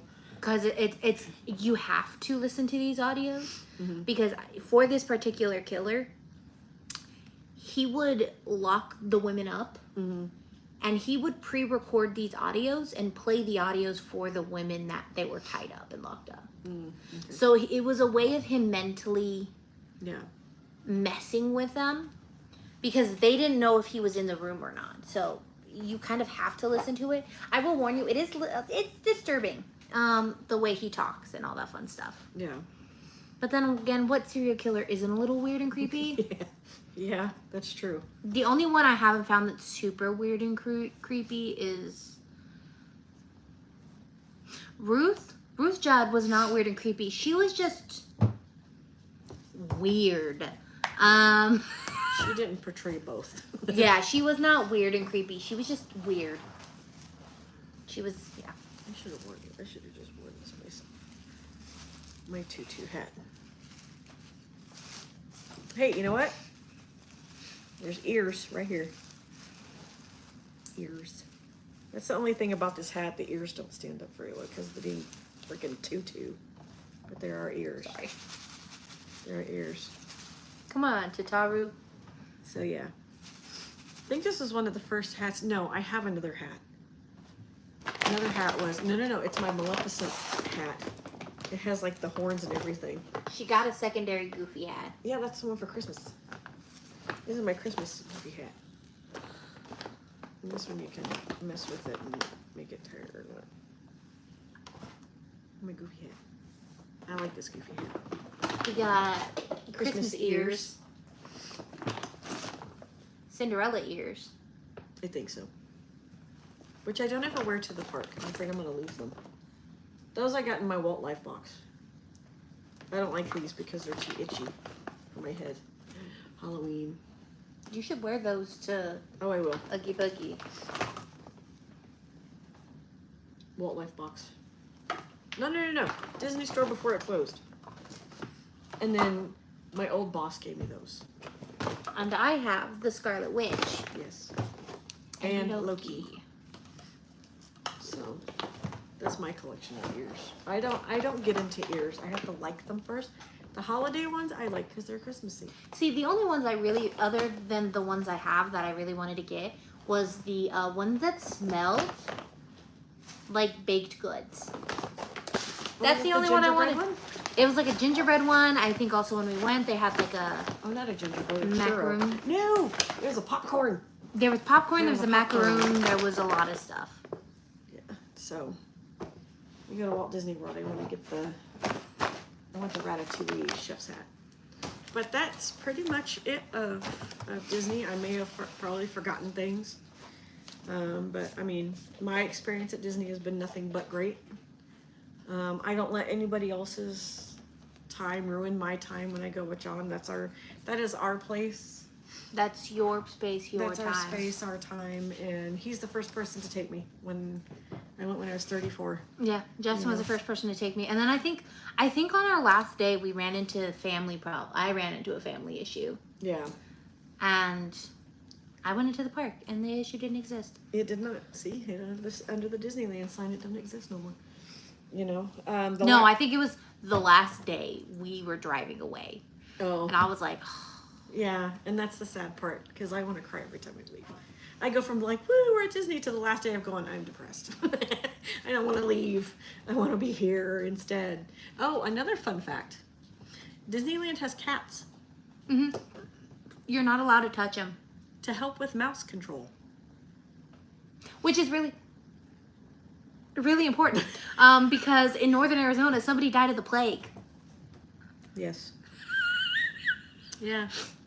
So, The plague is still around, guys. Yep. Also, I learned something today. what did you learn? Fun fact. The measles epidemic that is happening right now, because it's still going on, is so bad that we as the United States are almost going to lose our exterminated for, like, usually we have the thing of measles has been exterminated from the United States. We potentially could lose our extermination status for measles Oh, shit. because it is coming back with such a force Oh, wow. that we might lose Oops. that status. Hi, Jamie. Hi, JB. You missed the whole entire thing. Yeah. That's okay. You can go back and watch it. But yeah, no, I found that out. That's a fun little fact. Measles might make a comeback, a big one. We're not talking about measles, Jamie. We're talking about Disneyland. It is the 70th anniversary for Disneyland this Thursday. And I just brought up Wait. measles because she brought up the fact that That's still in June. they have It's cats July. at Disneyland. They have cats at Disneyland, and you're not allowed to touch them, and it's for mouse control. And I brought up the fact that Northern Arizona had a case of the bubonic plague, and somebody died from it. Yep. And then I brought up measles because we might lose our extermination status. Yep. So, and the cats are cute though. Watching yours from yesterday. Okay. Oh yeah, the short one, the very short. I only did like a 30-minute video yesterday. I even Honestly- said it was very short. Well, because I didn't have much to do and much to talk about. It was more or less. I just did the new Doorables that they came out with, the Marvel Doorables. It was the Spider-Man, and then I got Thor, Hulk, the editor from the newspaper, and then Goose, the cat from Marvel. Yeah. So, I mean, it was very, very short yesterday, so I apologize that it was very short. And then this one obviously is our regular Monday one. It felt weird not having my information in stuff. front of me Yeah, we had to use her tablet to get to do the comments. the comments, and then my tablet had the information that I needed. And then next episode, it's going to flip. I'm going to have all of the information. On her tablet, and then I need to have my tablet for the comments. But I know that my sister's wanting to do a Disneyland trip. I don't know if she was talking to you and Leroy about it, Jamie, or any more about it. I was kind of going over prices and stuff with her, and I will just throw out prices that just to do a one day for a park for two people is about $350. But if you do a 2-day park hopper, I think she hears John. probably a 2-day park hopper for two people, it's $830. So his gone up. There are different ways to do a Disneyland trip or a Disney World trip. You can do Getaway Today. I know Disney World has a package deal where you could pay every month until your trip comes up. So that's totally up to however you guys want to do it. Yeah. What? We're pretty much done. Jamie had just jumped on here. And then turn we it. aren't going. We can't. Okay. Okay. Okay, yeah, she said she was going to reach out to you guys about doing it. So I was like, I hadn't heard anything from her. So, I mean, she's wanting to do it next year, but it's going to be kind of, we may have to tell her the same thing, that us trying to move, we may have to wait until The next year after. the year after, but I think she's wanting to do it because of the two younger kids. One of them will get in cheaper than the others. So we'll figure it out. It might be one of those where it happens to where maybe one year it is just a sibling trip and we do it that way with no kids. Yeah. We'll figure out something. But And tune in next week for Yes. Sharon Kinney's La Pistolera episode. Yeah, Yes. whatever she said. and then don't we have with us helping Austin with his house? We're all broke. Yeah, I know how that. And is. folks, this is only half of the show now. I come on and I'm gonna talk No, you're about. We're pretty much done. I'm sorry. We're gonna go because I gotta go start typing up La Pistolera's Yeah. episode. And we need to go eat because we're hungry. But yeah, I see that. Oh, Jamie says hi, John. Hi, Jamie. So, yep, come back next week for Sharon Kinney, La Pistolera. that one. That whole what she just said there. And then tune in next week, The the following following week, for the soap maker of Correggio. And then I think we're pretty much all booked up all the way up until November. We are booked And up then until November. First After week those of two November. episodes, you'll see the episode. How did Zwerg become a Zwerg? No. No. Hi, John. Bye, John. Laugh out loud. Thomas says. It's like, no. So yeah, come back next week for those. Please be sure to give a like, share, subscribe. Help us get to 50 for the A&M History She's podcast. planning to do post stuff the first week of October, potentially up to the second week of October. Seriously? Was that you, Michelle? Seriously? No, because Oh, don't try to blame it on me. It was Michelle. Folks. you want me to do it? No. Then stop. Yes, ma'am. She's doing it the first week of October, maybe the second week of October, depending on how much information she has on Edgar Allan Poe. Because there's kind She of a... said she's doing it. Okay, go. God. This is why you don't sit in sometimes. Oh, hi. Oh, what are we? Inappropriateness. I wanted to show you what my kid... Okay. So what he said about the podcast... Okay, yeah, you have to tell me. I work 8 to 4 tomorrow, too. 8 to 4. Yeah, we do. Sometimes. Not all the time. Sometimes. Sometimes he's needed for the conversation. Yes, he is. But we are... Yeah, for the first 2 weeks of October, the first 2 Mondays of October. We it's gonna have be it set posted. up, but if she doesn't finish, if she does finishes the first week, I have a backup episode Yeah. called "The Witch Hunters of New York," which is a killer case. Ooh. Yes. So we're starting, like you said, we're starting the spooky season. The time that they take their vacation, we are going to pre-record a video, I think that Wednesday before. And Yes, I'll and it's post going to it be that on way. Edmund Kemper. so that way we can get it put on there. And what we'll do is after recording it, I will schedule it to be posted on that day. Probably have it be scheduled at 9 or 6 or 7 o'clock in the morning. And then I thought it was a screen to go with her. whenever we do our little trip. Okay, oh good. I'm glad somebody will be excited So, for that. That's yeah. fun. Well, when we do our trip, then we're going to have to pre-record. And then in March of next year, because we're going to go back to Wichita and look around, stuff like that, we'll have to pre-record that video. And then if her and Justin go back before we go back, then... We already to talked record. about, I have a bunch of Tucson cases. A bunch, I already have 2 Tucson cases that I know of. That I'm like, for when we move, we can upload 2 videos, pre-recorded videos on cases that happened in Tucson as a farewell to Tucson. Yep. And then while we're moving and driving, which probably be me and her with the animals, we'll probably go live, but we'll have probably bad reception at times. Yeah, we'll go So, live. We'll have some music. We'll vibe. I'll live stream. I mean, she'll do the questions and answer and stuff like that, and I'll be paying attention to the road. But we love you all. Thank you for getting in here. Jamie, it was good to see you for the last few minutes. But we will see you all next Monday. Have a good work week. I will see you, Thomas, and Angela Yes, tomorrow. you will move with us because we will do snippet videos of us packing up and transferring Yes, stuff. you will move with us. So it'll be a ASMR type thing. Not like we watched Abigail pack her suitcase to go to Disneyland and she packed half their bedroom. So it's going to be a different I needed to learn how to pack, okay? I So- rarely go on vacation. So we will definitely do a pack with us Jeez. video because we're actually going to, I mean, we're probably going to start some of the packing stuff in November, December, just to kind of get it rolling and get it going. Yeah, we're gonna start early. Take only what you need to survive. Yes, Spaceballs.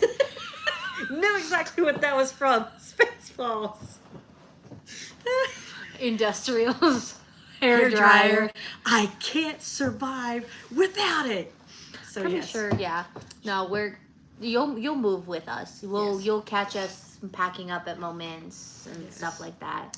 But I've already started with all like our knickknacks in the bedroom. I've packed up some knickknacks. yeah, so we're gonna start that after trips are done and we are good to go and get ready to be moving and packing. Mm-hmm. So we will see you guys on Monday. Thank See you you all for next joining Monday. us. Love you all. Bye.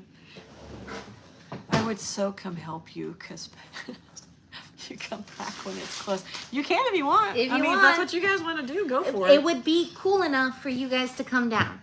Yeah. If you come right in November, December, we can get a lot probably packed away if you guys come up. If you come in March, it's still a little cool. It's still cooler. Like February, March, you come up, Jamie.